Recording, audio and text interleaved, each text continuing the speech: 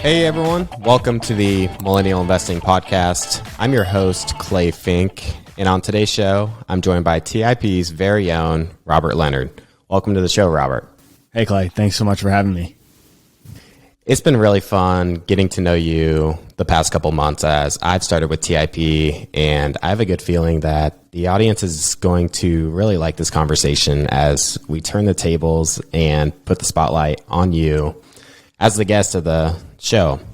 So during the episode, we're going to discuss your journey with TIP as well as your investing strategies in the stock market and in real estate. So to get us kicked off, let's dive into your background and how you got started with TIP. You've been a host for the Millennial Investing Podcast just over 2 years now. And you were only 23 years old when you first started as a host. So my first question is, how did you end up in that role? It was a bit of luck and a bit of hard work and a little bit of determination because I was a big fan of TIP, the flagship show, We Study Billionaires. I'd listened to it religiously. It was actually the first podcast I ever listened to. And so one day I was driving to the gym before work. It was about 5 a.m. And I remember hearing Preston and Stig talk about how they were looking for the host of a new show. And this one was going to be about Silicon Valley. They were looking for somebody that knew a lot about tech and lived in the Valley. Unfortunately, I didn't know anything about tech. I still don't today, and I don't live in the Valley. So I said, well, as much as I'd love to work with these guys, and I think it'd be cool to host a podcast, I don't fit that criteria. So kind of just forgot about it. A few months went by, and then I heard the same sort of ad about a real estate show. And that's when my ears really perked up because I was like, well, I'm a real estate investor. I could probably do that. So I ended up reaching out, and at this time, it was going to be the first show that they launched outside of We Study Billionaires. So they didn't really have a defined process or role. So I got a little bit creative, reached out to Stig, and ultimately Stig said no to me being the host of the real estate show because I was too young. As you mentioned, I was just 23 years old. So he felt that I was too young to be a host, and especially of the real estate show. And so he said no. And then he and I actually worked together on a couple different projects. I ended up writing a couple intrinsic value assessments, and Stig and I just kept going back and forth, and we really like to work with each other. So Stig came up with the idea of a new show called Millennial Investing. That's the show we're on today. And at first, I wasn't sure I wanted to do it. I didn't really necessarily believe in the idea of a millennial investing show. I really was just set on real estate. But I ultimately ended up saying yes because I just wanted to get involved with TIP. And ultimately, that has led to where I am today. I ended up hosting the Millennial Investing Show for a little while. Stig ended up offering me the real estate show a little bit later, and that's where we were at today. Yeah, I can relate to how you weren't sure if you wanted to be a podcast host because I saw the open position for millennial investing, and I was like, well, I don't know if I'd ever imagine myself being a podcast host, but here we are today, sitting here chatting about it. So I'm curious, what was it like starting out so young? Were you nervous getting started, or did you feel like you had imposter syndrome as you were chatting with these extremely intelligent people like Pomp, Preston, Jesse Itzler, Lewis House? Yeah, I was nervous, and I did have imposter syndrome. So I was nervous for a couple reasons. One, because I was so young, but two, similar to you, Clay, your background is in a very quantitative-based field, and mine was as well, as in finance and accounting. So I wasn't a creative guy, and podcasting, even though we're talking about finance and investing, it's a very creative kind of endeavor. And so for me, I was mostly nervous about that. It wasn't even really so much talking to those people, although I was nervous about that at times, but it was really more just like going into this creative field where I wasn't sure if I was good at it. I knew I was good at investing. I knew I was good at being a financial professional. Going into a creative field was entirely new. And then when you layer in thousands and thousands, and as the show grew, hundreds of thousands and millions of people are going to listen to this, that made it even more, a little nerve wracking. And then next thing I know, I'm hopping on the mic with Kevin O'Leary and, like you said, Jesse Itzler, who sold this company to Warren Buffett and part owner of the Atlanta Hawks. Like, you're talking to some really, really awesome people. And I'm just this 23-year-old kid in a small town in New Hampshire. So that was a little bit nerve-wracking at first too. And then, of course, like you said, imposter syndrome, that comes in once people start to actually interact with the content. People start to reach out to you. They send you emails or they follow you on social media or whatever the case is. And that's when some of the imposter syndrome starts to come in. You're like, not only am I this just normal person from New Hampshire, young 23-year-old kid who's talking to these people, but also now you have people that are listening to you for advice and following your show. And you start to wonder, am I really the right person to be doing this? And so, yeah, I definitely suffered from imposter syndrome and being nervous. I think a lot of the nerves are gone today, thankfully, but the imposter syndrome is still there from time to time. Not nearly as bad as it was, but definitely is still existent. Yeah, I'm sure you did feel imposter syndrome with how young you were. I mean, probably just a couple of years out of college, right? Yeah, I graduated college at 21. So I graduated in 2016. So yeah, I was just about a year and a half, 2 years out of college. Mm-hmm. And I was a listener of just both the Millennial Investing Show and We Study Billionaires. And I've seen you develop quite a bit professionally just as a podcast host and just the way you carry yourself just over, that short period that you've been with TIP. So what are some of the biggest lessons you've learned as being a host? I really appreciate that. And I think it depends which avenue you're talking about. There's a couple different ways we could take that question. And the first is just from a public speaking perspective, as being the host of something like a podcast. I've learned a ton of different things. We could talk about what I've learned from the guests from a real estate perspective. We could talk about it from a stock investing perspective. We could talk about it as podcasting as a business. So I think there's a lot of different things, different avenues we could take there. Is there anything in particular that you want to dive in on? Maybe just the host perspective and not so much the finance, the stocks or real estate, just what it's like being a host and kind of operating kind of your own business in a way. From being a podcast host perspective, I think the biggest thing above all, and there's been a lot of things that I've learned, but I think the biggest thing that I've learned is that for the most part, we're pretty much all the same. No matter who I talk to, they're just normal people like you and me. And that helped with the nerves, but it also gave me a lot of motivation because I'm not going to say any names, but there were times where I would host podcasts with very, very successful, well-known people that anybody listening to the show would know. And we're recording and their dog will jump on their lap while we're recording, or their kid will run in the room, or whatever the case is. They'll have some sort of situation that just reminded me that they're a real person. They have their real life outside of, their money and their fame. They have a real life. They have family. They have kids. And that was really sobering to me and really helped relieve a lot of my nerves because it taught me that, like, when I sit down and talk to these people, they're just normal people like you and me, and we're just having a conversation. And it also gave me a lot of motivation because a lot of times we get into this mindset that these other really successful people have something that we don't have or can't have. And so sometimes that makes us feel like we can't do something that we want to do because we think that people are doing it must have something special that we don't have. And so once I realized that, I realized they don't have anything special that I don't have. They don't have anything that I couldn't do.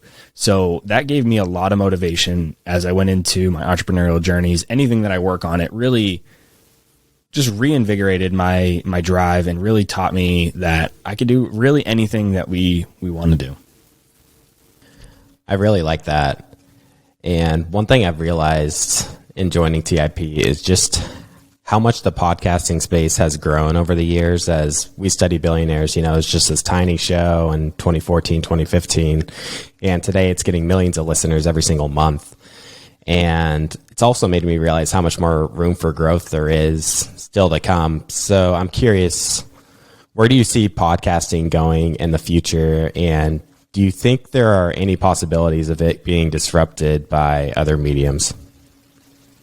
I'm sure there is the possibility of it being disrupted. I mean, when we think about before podcasting existed, I'm not sure necessarily what podcasting is disrupting. I guess you could say maybe it's disrupting the radio industry, but if that is the case, when you were thinking about and listening to the radio, you probably didn't think about what is going to come and disrupt this. And so I think we're probably in the same type of phase where I think podcasting is obviously a lot newer than radio was when it got disrupted. So I'm not sure if there's going to be any disruption in the near future. I think probably more likely in the near term is going to be these different avenues that build off of podcasting. We saw Clubhouse recently come out and try to I'm not sure disrupt podcasting is the right word, but try to maybe build off podcasting or maybe disrupt. And it didn't quite work. And so I think there's just going to be, I think podcasting is going to be around for a while. I think it's going to continue to grow. I think there's still a lot of room to grow, but I think it's going to be one of the popular mediums that exist today. I mean, YouTube is massive for video content. There's streaming like Twitch, things like that. So I think podcasting is going to grow, and I think it'll be a staple of one of the main ways that people consume content. Will it be disrupted in the future? I'm sure it will be, but I have no idea what that could be. It's interesting to think about how podcasting, you're really just recording with somebody, and it's something that could be just like a one-man shop that they do on the side. And after, working with TIP, I've kind of realized that, you can take it like so much further than that. And, preparing for a really good interview, bringing on really good guests, and doing really good editing and providing just a really good listener experience. So I think that in itself is going to allow the industry to grow even more and bring in more listeners and, again, just provide like a really good listener experience that keeps people around. I mean, you can hop on your phone and literally, Gary Vee talks about this. You can hit record on your phone and have a podcast out in the next couple hours. So it doesn't have a high barrier to entry, but the average quality of podcasts is significantly going up. And you could do it as serious as a TIP does it, right? We're a very real business here at TIP, and our main product or service is podcasting. So there is a big range in terms of how serious you can take it, but the average of podcasts, the quality is going up, and a lot of people are getting a lot more serious about it. You're starting to see the quality approach that of, quality television or radio. Now, like you already mentioned, and like I mentioned before, I've listened to We Study Billionaires for years, and Stig and Preston were two people that I just looked up to so much. And again, it's really crazy to think about how big their show has gotten.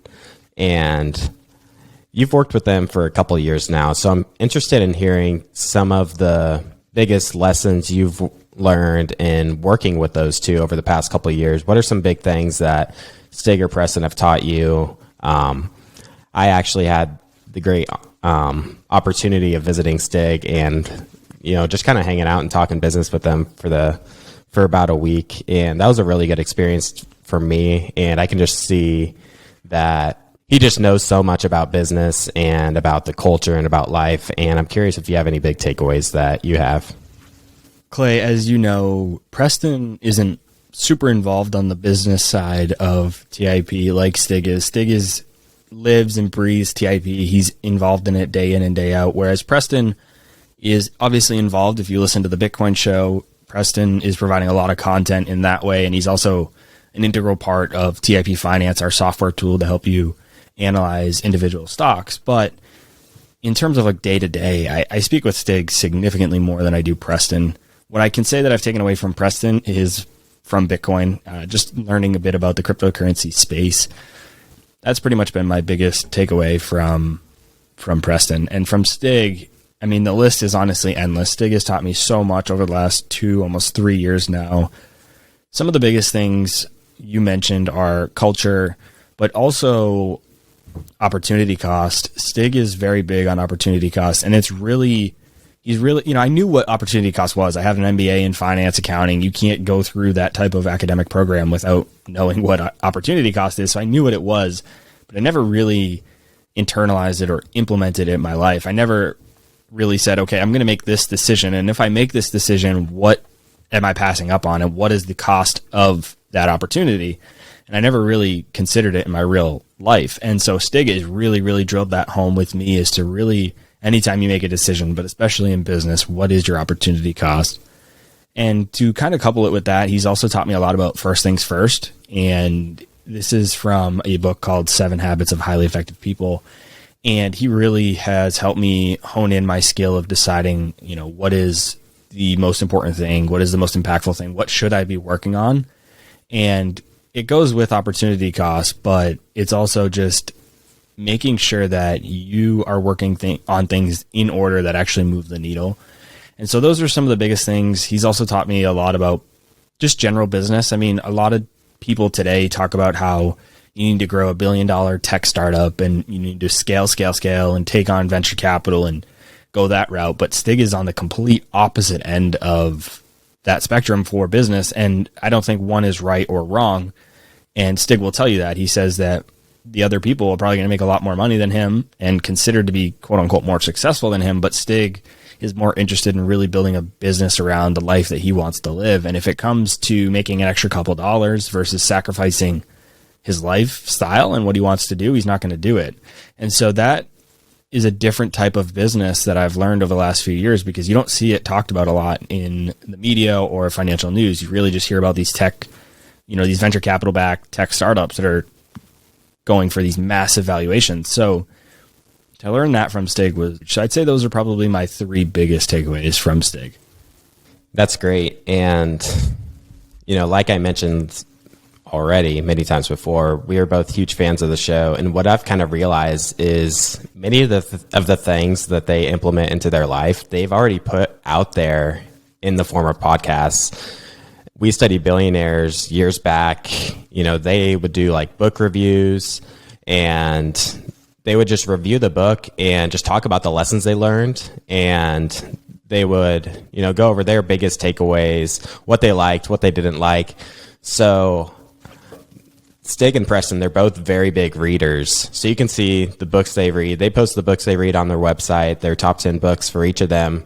And they do book reviews on the website too. So there's just so much out there in just the form of podcasts and the website that you can learn from them. And I think that's just a great opportunity for anyone out there that just wants to develop personally or just develop as an investor as well. Yeah, absolutely. And you and I, Clay, have talked about how Stig is probably one of the best people we've ever met at really implementing what he reads from books. He amazes me almost every day with how quickly and readily available he has information from the books that he's read and how he actually implements it. I think there's a lot of people who read the books but don't actually implement what they read. And Stig is not one of those people. He implements almost everything that he reads that he likes.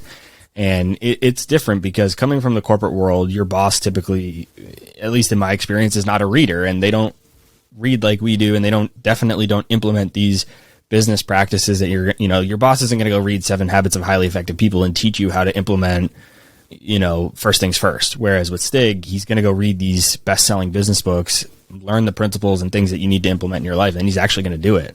And so that's a really big thing that Stig does. It's different from not only most people, but also just the corporate world. Yeah, Stig, most definitely, and Preston as well. They both take a very long-term approach, very long-term and thoughtful approach. And it's not all about maximizing that dollar, in the current year. They're really thinking about things over the long term. And you've discussed this on the podcast before with me coming on. I'm going to be leading the regular millennial investing show, and you're going to be taking on the real estate investing show as you always have. And you're going to be working more on TIP finance. So I'd like to talk about that a little bit. For those in our audience not familiar with the TIP finance tool, could you give us an overview of what TIP finance is and how you use it in your own portfolio?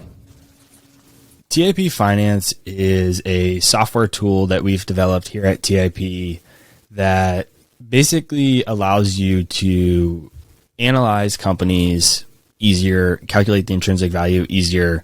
And we have a bunch of different tools that encompass that. So you can do all of your financial and portfolio management inside TIP Finance when it comes to individual stock investing. So I track my whole portfolio in there. So I have all my holdings. I take them from Fidelity and I put them into TIP Finance. I have my whole portfolio in there, and it tells me, it calculates gains, losses. It does a lot of calculations for me in terms of the portfolio.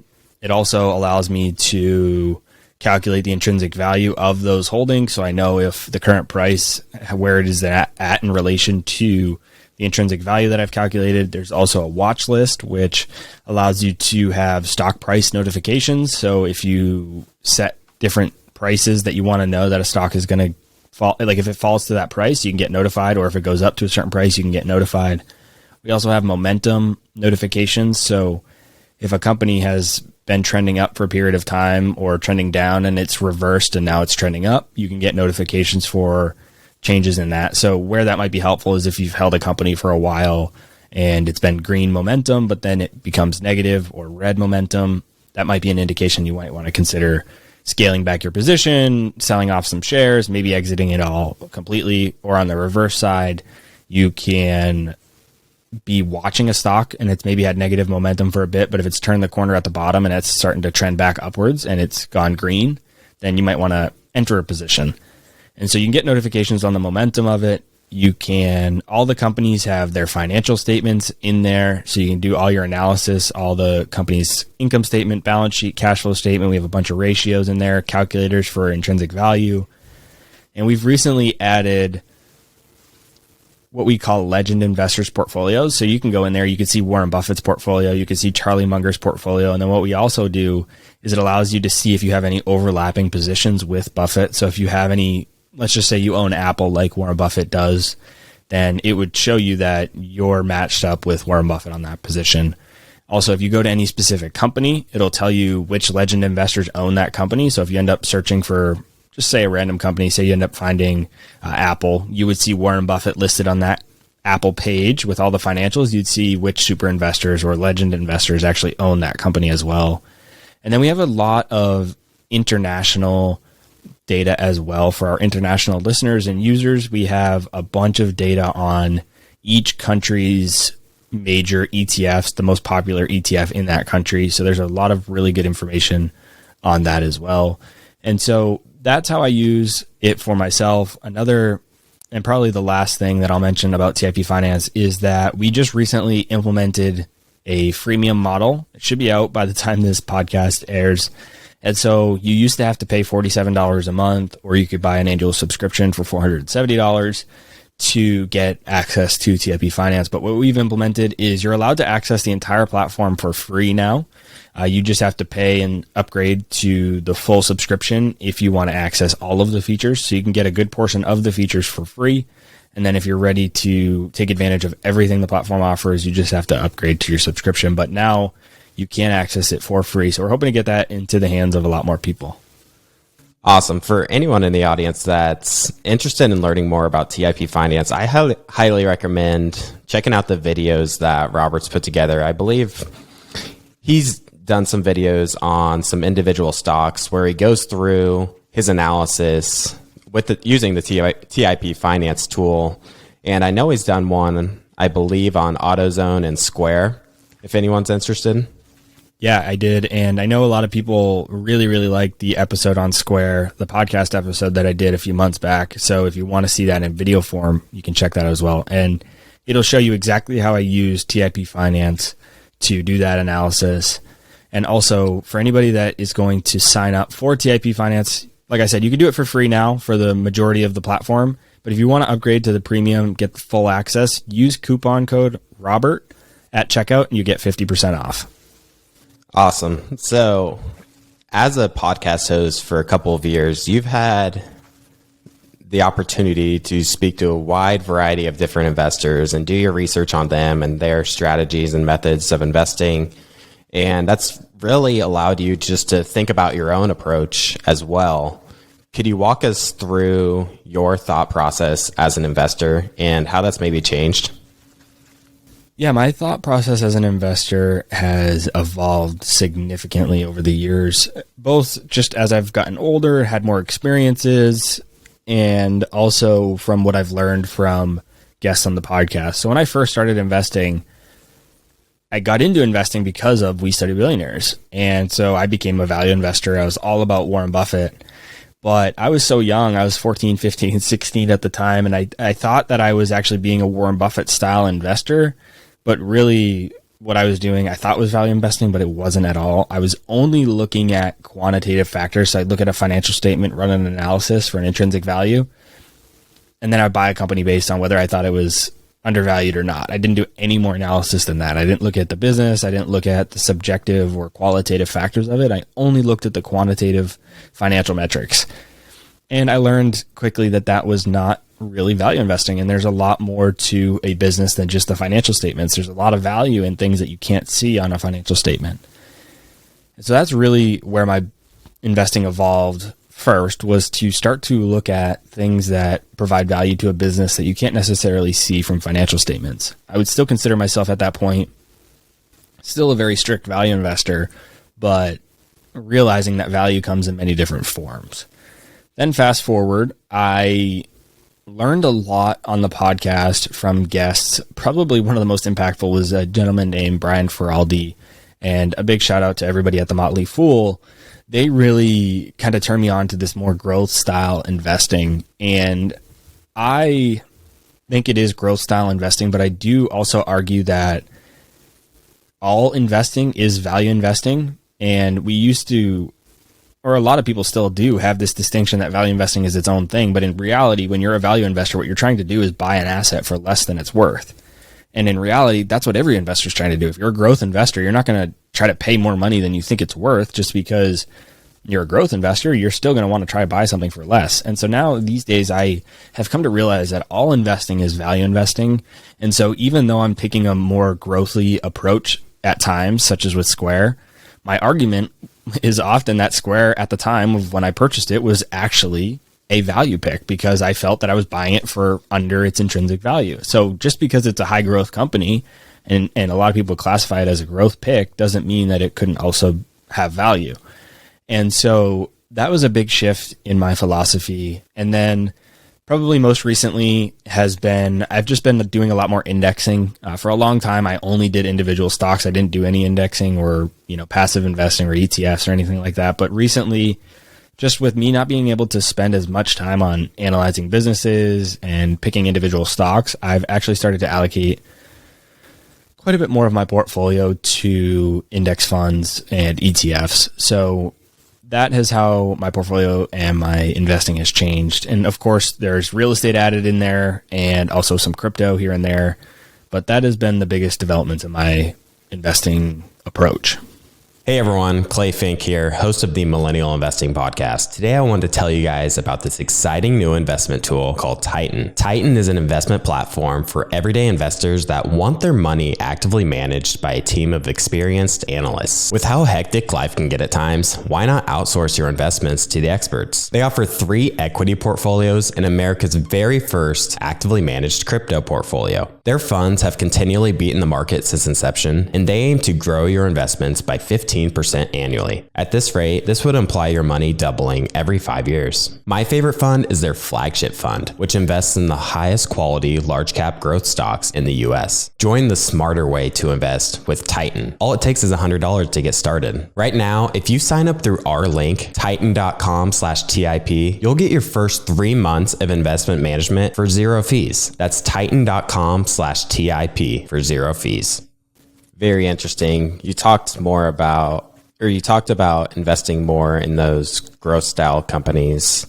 And I'm also a big fan of, checking out the Motley Fool. I recently listened to Trey Lockerbie's episode on We Study Billionaires with David Gardner. He's one of the founders of the Motley Fool. And I also like Brian Feraldi's approach, who also worked at the Motley Fool as well. And they just preached over and over to find the best quality companies and buy and hold them for the long term. And it'll be really interesting to see how that plays out from now, because we've seen growth significantly outperform value as a whole over the last decade. So it'll just be interesting to see, how, the market potentially reacts over the next decade, whether we see some sort of reversion to the mean or if we see the best and highest quality companies continue to just chug along and do very well. Historical data will say that we'll probably have some reversion to the mean, but I think the difference is there are people who think they're growth investors and they're buying not necessarily the best companies or high quality companies and or they are good companies. They're just buying them at insane valuations. And so I think there's a big difference there. I am buying growth companies, but I'm buying them at what I believe to be relatively reasonable valuations. I'm not going to buy a company that isn't a super high quality business or is at an insane multiple or valuation. So there's a little bit of a nuance there and a little bit of a difference in terms of how I approach it versus how some, say, millennials or new investors or even just really, really growth style investors are approaching it. And we've seen, significant amounts of money printing and the buying of assets by the Federal Reserve. And I think one thing I've learned from Preston is how that has kind of affected markets. And that's where I think TIP's momentum tool comes into play, where some of these companies that are winning, just due to the momentum and how quality of a company it is, it just tends to keep on winning. And using the momentum tool, you'd be able to see that, yes, the momentum is green, and based on the volatility metrics behind the stock, it's expected to continue to move along, if assuming the market doesn't have some sort of massive correction. And on the flip side, a company that's in some sort of a downtrend, you can avoid catching a falling knife and wait for the momentum to turn back green before you either initiate or add more to your position. Yeah, there's a law of physics that I think applies to both investing and life, but it's just anything in motion is going to continue to act in motion until, acted upon it in a equal or greater force in the opposite direction, right? And so I think momentum is just not in the sense of momentum investing, but the idea of momentum on its own, whether it be in life, business, investing. When something has momentum, it's hard to stop it. And in both directions, momentum down or momentum up. And so I think that's really important to consider these days when investing, working on a side hustle business, your own life. Think about how you can get momentum generated and watch out for companies that have a negative momentum. Now, you touched on Square, and as I've gotten to know you and learned more about your investing strategy, you also really like PayPal, Visa, and MasterCard, which are all, they're all competing and fighting in that FinTech financial payment space. What makes you so optimistic on these industries, and do you expect these companies to outperform the market? I have to thank Jason Moser from The Motley Fool, because he has what he calls the war on cash basket. And years ago, when he originally came up with that, that's when I found out about these companies. And I think this idea of investing in a trend this is a great example, because in my opinion, at the time, I was working in banking, I was working in financial services. I saw people moving away from cash. And so I said, okay, there's going to be this global trend that people are going to, over time, move away from cash and move into more card or electronic based payments. And this is really before Bitcoin was huge and all of that. But I just said, who's going to benefit from that? And there's these 4 companies that came up, and there are some others as well, but these are the 4 major players. And so what you can do is you can sit down and you say, okay, I'm going to pick one of these and hope that they're the best of everyone. And I hope they're going to either win, beat all the competition, or just at least have the most growth of everybody. Or you could take a basket approach, almost like an ETF or an index, and you can buy them all and say, I believe in this trend, but I don't know who the winner is going to be. And so that's exactly what I did. I said, I really believe in this trend away from a cash-based society to a cashless society. And maybe we won't get to 100% cashless, but regardless, we'll see a lot more people using their cards. And so I said, I don't know who's going to win. I'm going to buy all of these companies. And that's exactly how I developed that position. And to this day, yeah, I do think that is probably, I don't know which of those companies, but I think as a basket, I think they probably will outperform the market. Not financial advice, not investing advice, but in my opinion, if I had to bet, I would say that these 4 companies as a whole, on average, would outperform the S&P 500, say, over the next 5 or 10 years. Now, you're someone who has a finance and accounting background in the traditional education system. And on top of that, you've done a ton of self-education yourself. Given that you've seen a lot of the education tools and options that are out there, what advice would you give to someone wanting to get a good understanding of the stock market, how to invest in stocks, how to analyze stocks? It depends if you want to get that education and that understanding because you want to do it as a career, or if you want to do it just as a passion project. If you want to do it as a career, the way the world is right now, unfortunately, you're going to have to go to college. You're going to have to get your undergrad, probably get an MBA in finance or accounting. Math is actually a really good major as well for investing-based careers.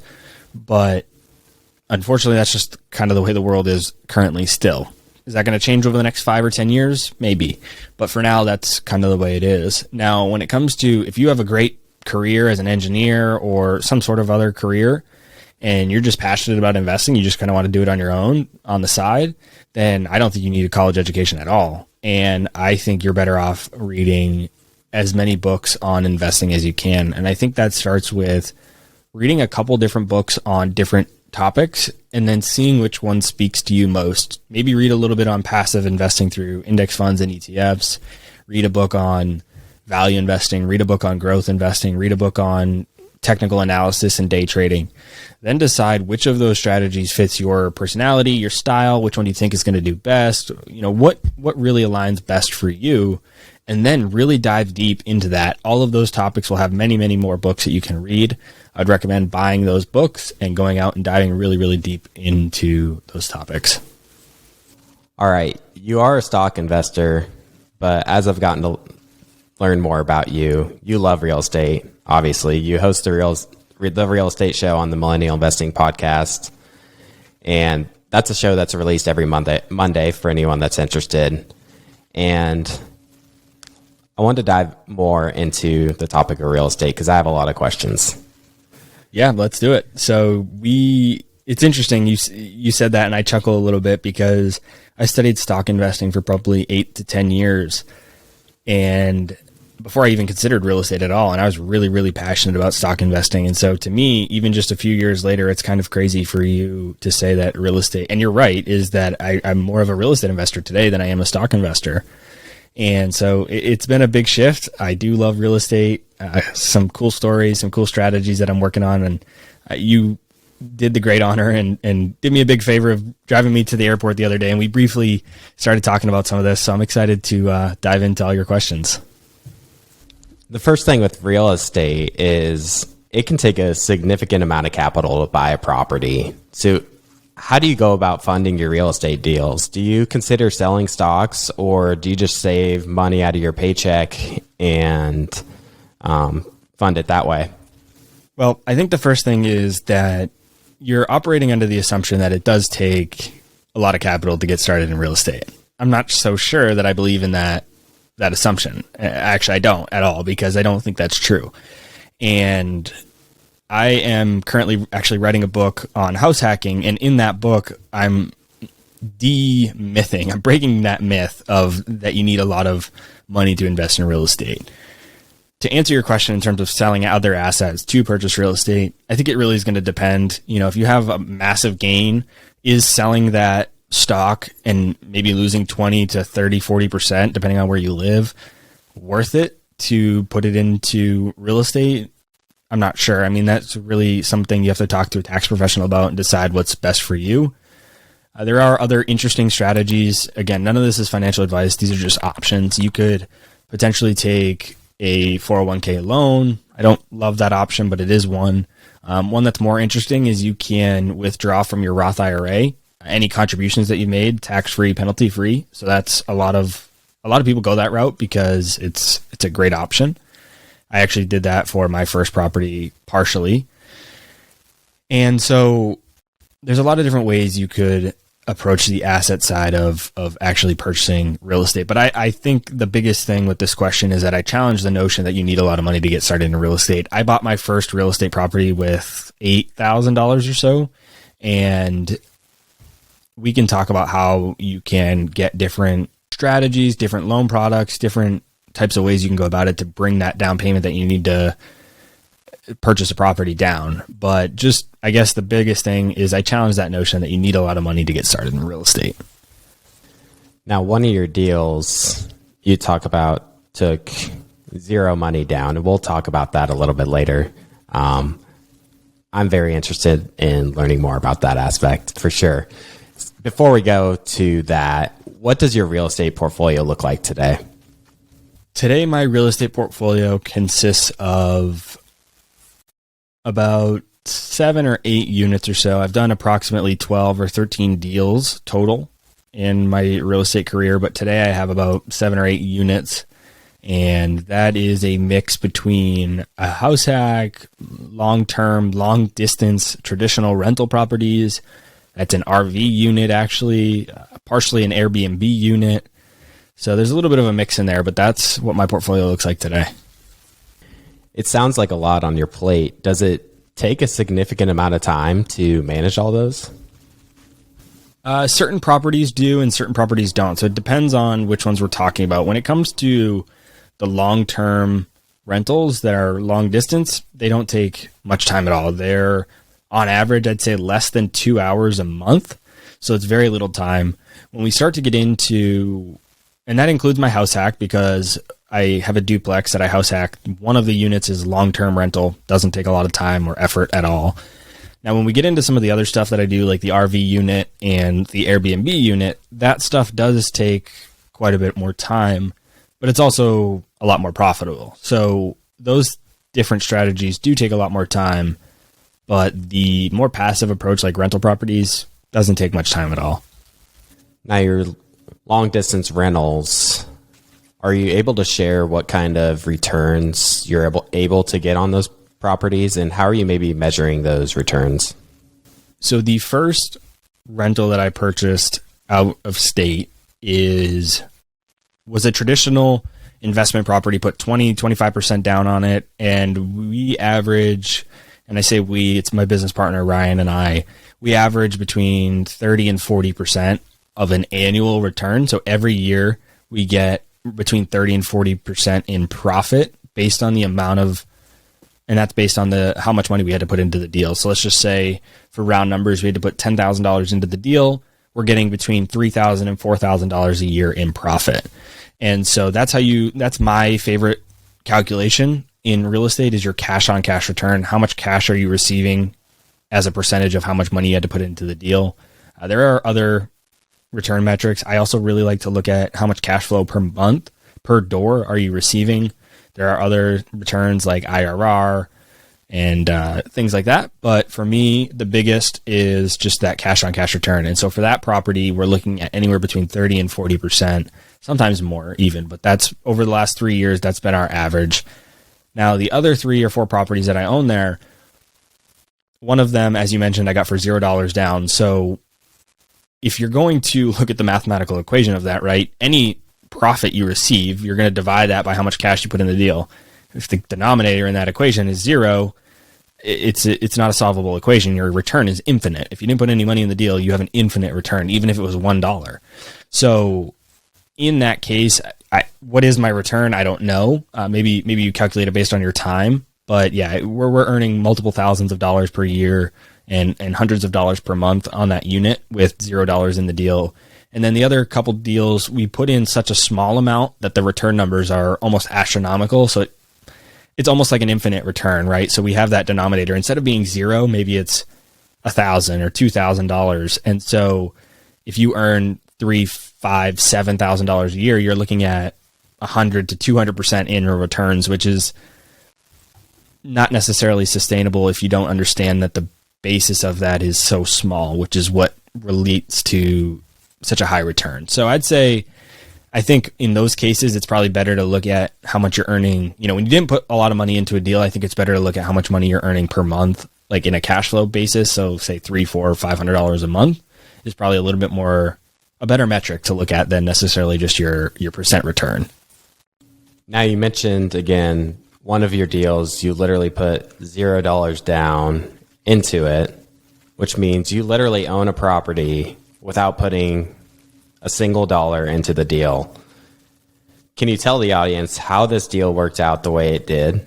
And is this something you plan on doing in the future? So I'll start with the more simple answer first. Yes, I absolutely do plan on doing this more in the future. You can't always get $0 down deals. Some of them, this I didn't expect to be $0 down. I expected to leave just a little bit of money. I knew it wasn't going to be like a 20% down deal. I thought we might leave 3 to 10% in the deal, which is still great, but it ended up being 0. And those other couple deals that I mentioned, those were in that 3 to 10% down range. And so, yeah, I mean, absolutely, I definitely do. It's called it's a strategy called BRRRR, and I do plan on continuing to implement that. Now, how it all happened was, this is going to get a little bit detail in terms of numbers. So just try to follow along if you're listening while you're driving. And if you want the actual photo or breakdown of this, feel free to just send me a direct message on Twitter or Instagram, and I'll send you the actual breakdown. But the purchase price of the property was $72,500, and the lender would require a 15% down payment. And so my loan amount would have been $61,625 with a $10,875 down payment. And we planned on putting $4,500 into repairs, basically say $5,000 into repairs, and then $2,000 in closing costs. So when you consider the down payment and the repairs and closing costs, we're all into this deal for $17,375. Now, what happened was I was able to find a commercial bank that would do this interesting loan product, and I didn't have to actually put that $10,875 down. They just knew that based on the purchase price, that's what my down payment would have been. And so what they did was they knew we were essentially doing almost like a flip. And so they asked us for the list of repairs and everything that we were going to do to the property. And so we gave that to them, and the appraisal was done based on the assumption that those things were completed to the property. And so even though we had just bought this property for $72,500, the appraisal came back at $93,000 because they knew, and we hadn't done the repairs yet. They just knew that we were going to, and they said, once these things are done, it's going to be worth $93,000. So the bank was willing to lend to us $79,050, which is 15% of the appraisal amount. You can get an 85% loan to value with this product that we had. And so we purchased it for $72,500. We put about $4,500 into repairs, $2,000 into closing costs. And so we got that all paid off by that refinance amount of $79,050. And so we were into that deal for less than $0. We actually got paid $50 to buy that deal because the cash out from the refinance, or what would have been a refinance, is $17,425. And our total cash in the deal would have been $17,375. And so the delta is $50. And so we ultimately ended up getting paid $50 to buy this property. That's incredible. It's similar to finding something in the stock market that's severely undervalued and buying that, and then essentially getting paid back what the real intrinsic value is. You just found something very cheap in the real estate market. You made your repairs, and the bank recognized that, yeah, this is going to be worth, much more after those repairs are made. Yeah, it works the exact same way. Back, you find a company, they have an undiscovered asset. Maybe it's a IP, maybe it's a real estate property, whatever it is. Maybe this company has something that makes them more valuable than other people think. And so you buy the company. It comes to light that they have this asset that's worth more. The company valuation goes up, and you're instantly rewarded for having discovered that. It's the same in real estate. We saw this property. We said, okay, if we put in these repairs, we're going to get a lot more in value in the property than it costs to do those repairs. And we were rewarded for that. And yeah, it's the exact same thing. It's just different financial asset or different asset class. So you're getting very high returns on some of your real estate deals, returns that are much higher than at least some of your individual stocks. So I'm curious, how do you view risk in real estate? Do you see it as more or less risky as individual stocks, or is it just different? I think it's different. And I think individual stock, if I had to pick one, I think I would say an individual stock pick is more risky than an individual rental property. And the reason for that is you have no control. I take this from this perspective of I'm a big stock investor. So I love stock investing. I still have a lot of my money in stocks, but I'm not blind to the fact that real estate is also a great asset class. And the reason I mention that is because a lot of real estate investors say that stock market is basically a total gamble or a total hoax. And I'm not one of those people.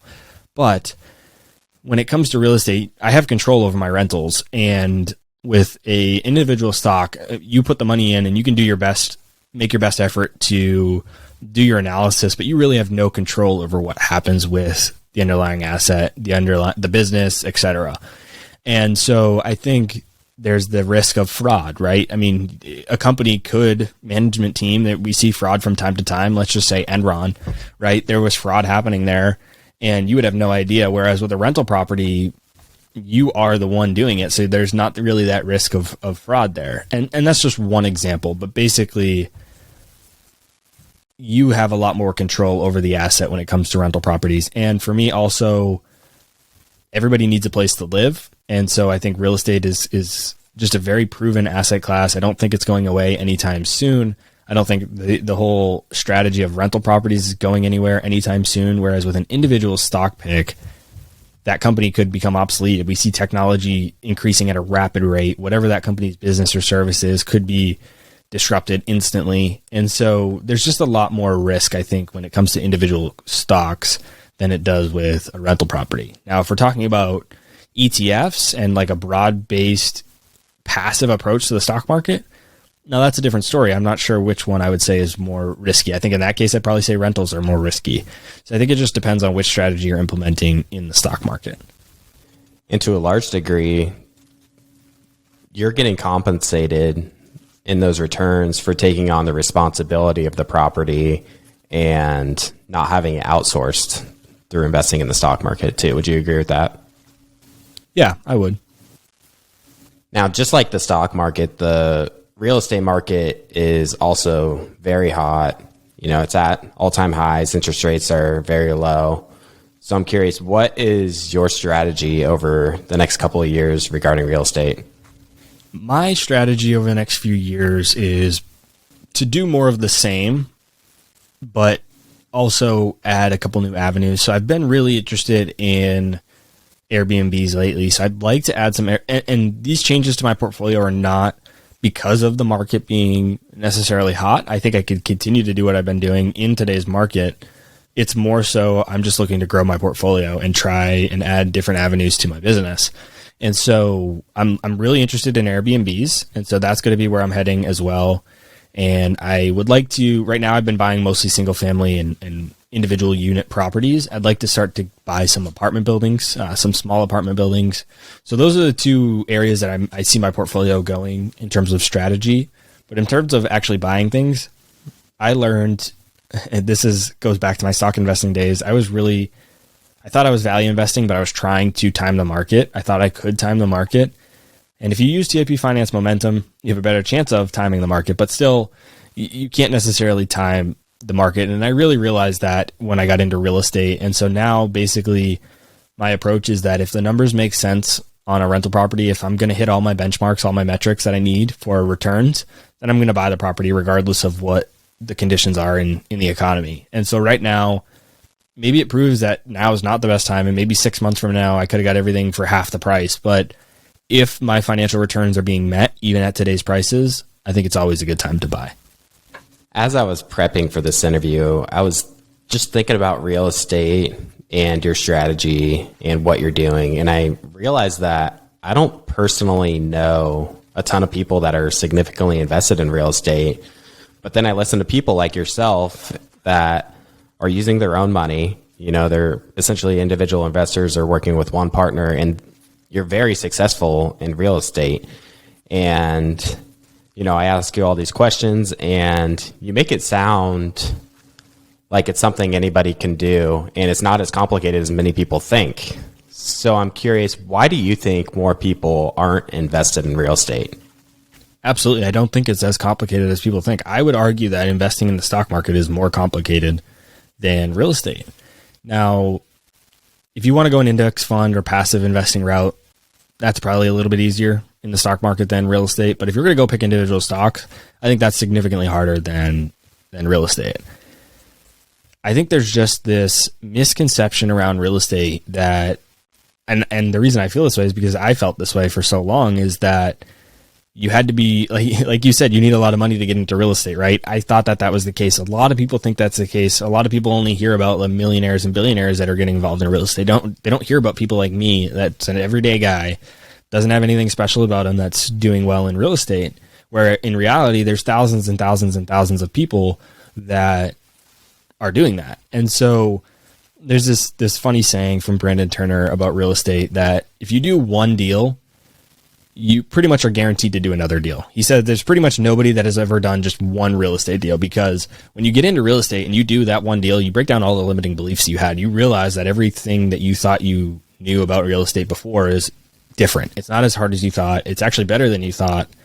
And you continue to go into it from there. And that's why you do 2, 3, 4, 5 more deals. And so I do think that there are way more opportunities to get involved in real estate than people think. And I think that the reason more people aren't involved is just because they're not educated on it and they don't understand how it actually works. I've listened to a lot of your show and a lot of Bigger Pockets, and I realized that there are just so many good things about real estate. And if it's something that you're interested in, I highly recommend checking out Robert's show. That's released every Monday. And another incredible thing about real estate is there are just so many different ways to invest in real estate. You know, Robert's done a house hack. He has an Airbnb. He does long-term rentals. You can do, smaller apartment buildings. There's just so many different ways to invest in real estate, and you can adjust your strategy in real estate to what works best for your situation and what goals you have. And also how much money you have. And you can change as you scale your real estate portfolio. You get started with a house hack because maybe you don't have a ton of money, even though I think if you have a lot of money, you should still house hack, but I digress. You start with a house hack because you don't have a lot of money, and then maybe you buy a couple rentals, and then you have more money, and then maybe you buy an apartment building. And so there is a lot of strategies, and maybe it's a stepping stone for you. Maybe you start with one thing and then you scale to something else. You don't have to be stuck on one strategy forever. Moving along, I wanted to touch on one more topic before we close out the interview. I've realized more and more as I've worked with you that it seems like you're able just to get so much done. You're a podcast host, you're a real estate investor. You mentioned you're writing your own book about real estate. You're constantly networking with others in your industry. You have your own family. You work out every single day. I could probably go on and on things you're working on. With all that said, how are you able to get all of these things done and manage your time effectively and efficiently? I think that this is probably one of the biggest compliments that I could get. And so first off, I appreciate that. And you're right. All those things I do, for sure. You've seen it firsthand. I travel a lot too. And we can talk a little bit about the tactical stuff because I think that can be important. But I think the most important thing is just, and it's not sexy. It's not like what most people are going to tell you, but it's just hard work. It just truly is. I mean, there's just nothing to it but to do it. And that's all there is. You just do the work. We could talk about time management. We could talk about some of these other little things that I do. And those are important. But for me, the biggest thing is I just put in the work and I just don't waste a lot of time. I make sure all my time is scheduled and I just put in as much hard work as I can. And I also optimize my time. So the smaller things that I do on like a daily basis is I created this thing called a daily time log. I don't share it really with anybody. I just kind of keep it to myself. If somebody's interested, I'll send it to you, but it's really just this own thing that I do. And I just track a couple things. At the top, I track how much slept I got for the day. I think sleep is extremely important. So I track what time I went to bed. I track how many hours of sleep I got, what time I woke up.